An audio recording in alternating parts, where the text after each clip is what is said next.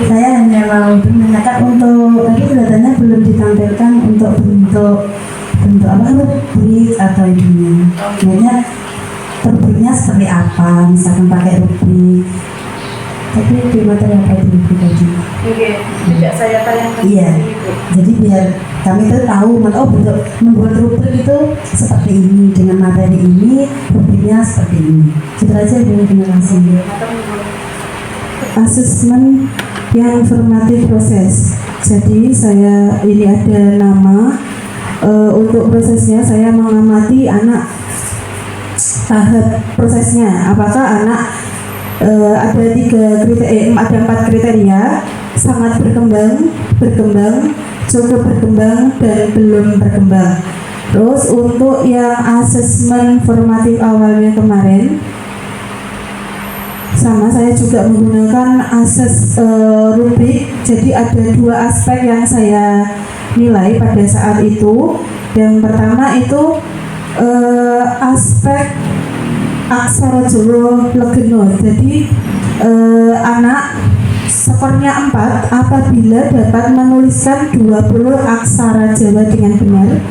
Untuk skor 3 apabila dapat menuliskan 15 aksara Jawa dengan benar dan selanjutnya. Yang kedua ada aspek ketika kata beraksara Jawa dengan sandangan. Jadi aspek yang pertama itu full aksara Jawa, jadi tanpa ada sandangannya. Jadi anak-anak silahkan, kemarin saya gini Bu, silahkan nulis aksara Jawa saisamu. Nah, kebetulan kemarin ada yang hafal 20, jadi betul semua. Ada yang cuma betul 3, ada yang betul 5, jadi bervariatif. Terus yang kedua, kata beraksara Jawa dengan sandangan suara dan sandangan panyigek. Terus untuk asesmen sumatifnya, kemarin saya tekniknya menggunakan instrumennya tetap menggunakan rubrik, dan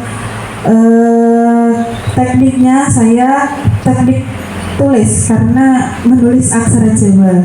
Jadi saya bagi menjadi 3 kelompok sesuai dengan kesiapan belajar siswa. Ada yang dengan kesiapan tinggi, sedang, dan rendah. Untuk yang tinggi kemarin saya menggunakan ini. Jadi ada perbedaan. Yang tinggi itu ada pasangannya, menggunakan pasangan.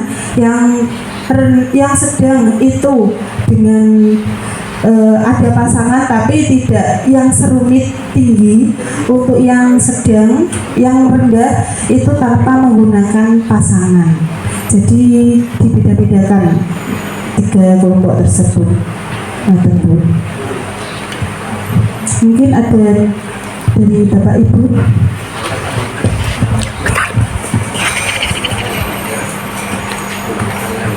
Ya, terima kasih. Alhamdulillah. Ini hanya sedikit saja ya Mbak Citra ya.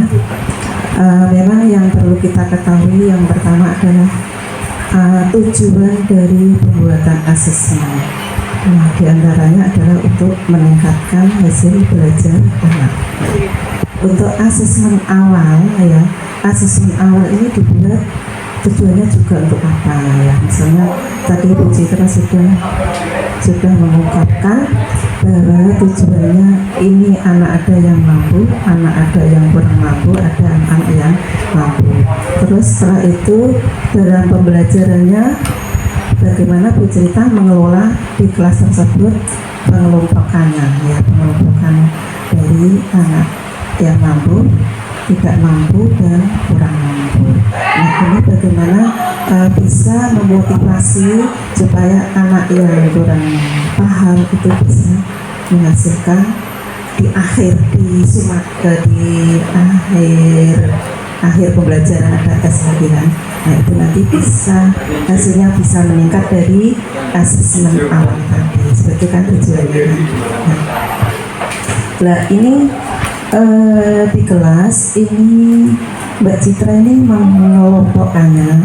Ini apakah anak yang kurang mampu sendiri kelompok, kemudian yang mampu sendiri, atau yang kurang mampu ini ada temennya yang maksudnya bisa berkolaborasi biar dia itu wawasannya itu semakin meningkat dan bermampu. Bagaimana bentuk pengelompokannya Mbak Citra tadi, dan tujuan akhirnya tadi adalah anak-anak bisa mencapai lebih meningkat hasil pembelajarannya. Nah, ini menurut Bu Citra dari asesmen awal dengan asesmen akhir ini apakah ada hasilnya ya, hasilnya apakah ada peningkatan dari yang belum paham tadi menjadi paham. Nah, itu nanti bisa diterangkan Bu Citra. Kemudian bagaimana setelah mengetahui hasilnya, langkah selanjutnya Mbak Citra bagaimana, apakah melakukan refleksi atau melakukan apa itu namanya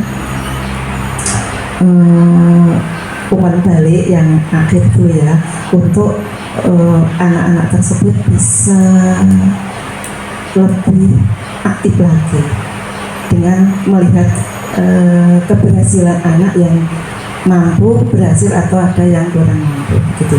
Yang kurang mampu bagaimana, yang sudah mampu bagaimana gitu. Yang dilakukan kita perlu adanya suatu refleksi atau umpan begitu. Terima kasih. Terima kasih Bu Narti. Tadi menanggapi yang untuk kelompok, memang kemarin saya mengelompokkan berdasarkan kesiapan belajar tinggi, sedang, dan rendah. Akan tetapi setelah saya amati ternyata itu belum maksimal.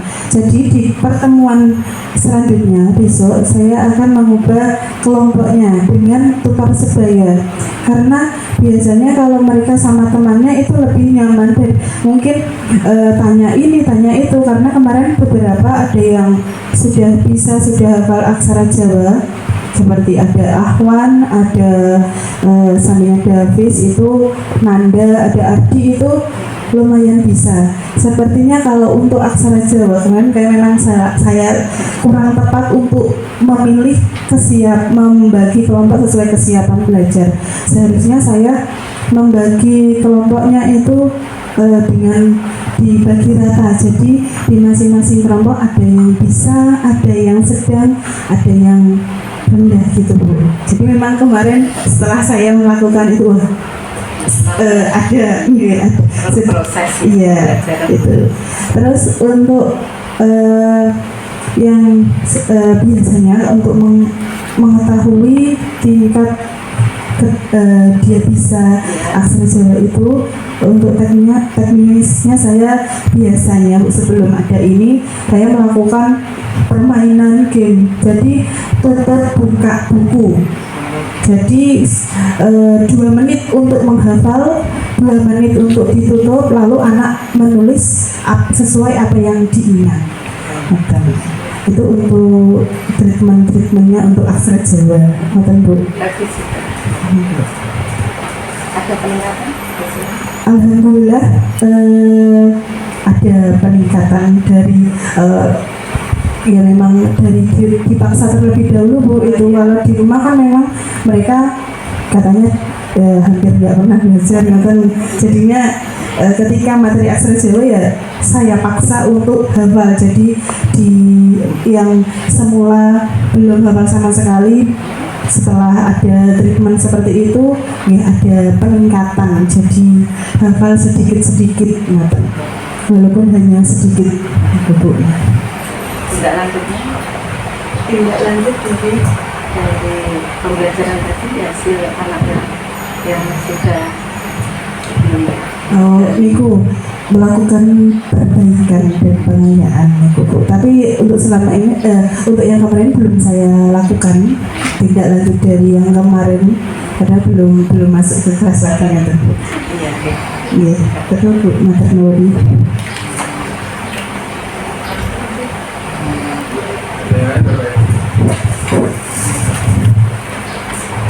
Ada Bapak Ibu yang lain? Ini Pak Septian, pengalaman yang pokoknya Bapak Ibu guru yang merasa ada ilmu, teman-teman yang segera ditularkan. Pakai anu aja Bu, gak usah pakai ini. Lah iku Mas Bantu. Niku Pak, berdasarkan pengalaman niki nggih, kurikulum Merdeka kan menerapkan berbagai macam asesmen nggih, mulai dari asesmen form awal, prosesnya pun juga sampai sumatif gitu. Lalu dengan keterbatasan waktu nggih, saya melihat kita jam pelajaran kita macam-macam memang, untuk setiap mata pelajaran beda-beda. Tapi bagaimana dengan pelajaran yang sedikit jam pelajarannya tiap minggunya niku, dan harus melakukan asesmen yang begitu banyaknya jenisnya, dan juga rumitnya mungkin nggih, adakah trik atau cara biar bisa dilaksanakan yang dari sananya gitu. Dari Solonya itu akan memberikan karena nggih. Terus terang kalau saya pribadi di pembelajaran bahasa Inggris yang 4 jam nggih seminggu itu, untuk asesmen yang ulangan harian saja juga sama nggih, tidak selalu per bab itu saya laksanakan nonton. Saya lebih cenderung memilih untuk non sewu menceramai atau menjelaskan materi ke anak-anak ketimbang saya memberikan asesmen yang itu menurut saya kurang efektif untuk peningkatan mereka nonton. Jadi mungkin ada triknya, mungkin bisa diaplikasikan ke kita biar asesmen itu iya ya, saya juga belum nemu nonton. Menurut ini saya dari berbagai pengalaman yang saya terima ya, sebenarnya asesmen awal itu tidak harus dalam bentuk tes atau yang susah-susah itu ya. Itu kan hanya untuk mengetahui kemampuan awal anak kan. Nah itu bisa dilaksanakan dengan cara ini, hanya omong-omongan apa, face to face itu ya, bincang-bincang dengan anak waktu istirahat atau sebelum itu ya pelajaran itu, misalnya perbincangan yang menjurus pada materi itu. Oh gambarannya, oh berarti anak ini suka seperti ini, anak ini belum paham kan, dengan hanya ngomong-ngomong aja. Oke, tapi sebenarnya dimodulkan kita buat pemahaman pemantik. Gitu. Nah itu sebenarnya juga termasuk asesmen awal secara lisan, gitu. Jadi tanpa membuat permainan seperti tadi, kita wis tau sinau iki. Kalau bahasa Inggris kan bisa diterapkan sesuai materinya gitu. Jadi pemahaman pemantik itu juga termasuk asesmen awal untuk mengetahui kesiapan dan pengalaman anak-anak mengenai materi yang akan kita sampaikan. Kata Mbak Ian. Terkait dengan penilaian, saya hanya ingin mendengar bahwasanya jangan semata-mata nilai itu hanya nilai tertulis saja selama ini yang digunakan. Jadi mesti pertanyaannya itu, apa penilaiannya? Ya hanya tes sumatif, tes tertulis, tes PPS, nilai tengah semester, akhir semester kayak gitu. Yang lain-lain sepertinya tidak ada kontribusi untuk mengukur tujuan pembelajaran. Jadi tujuan pembelajaran itu semata-mata hanya dinilai dengan tes tertulis. Harusnya kayak misalkan bahasa Indonesia, bahasa Inggris, itu kan tujuan pokok pembelajarannya agar anak mampu berbahasa yang baik, bahasa Indonesia ataupun bahasa Inggris. Jadi bisa ditambahi aspek penilaian yang lain, jadi selain tertulis itu. Kemudian kalau IPA itu kan ruhnya itu dari penemuan ataupun penelitian, bisa ditambahkan tentang itu. Jadi sainsnya kan nampak gitu. Dan hal-hal lain, PAI di agama Islam. PAI itu kan mapel pendidikan agama Islam dan budi pekerti. Jadi nilainya tidak semata-mata hanya nilai tertulis gitu kan. Jadi ada nilai-nilai lain yang mendukung bahwasanya itu sebagai mencerminkan anak tentang budi pekertinya. Jadi secara lebih dari hanya sekedar nilai tertulis.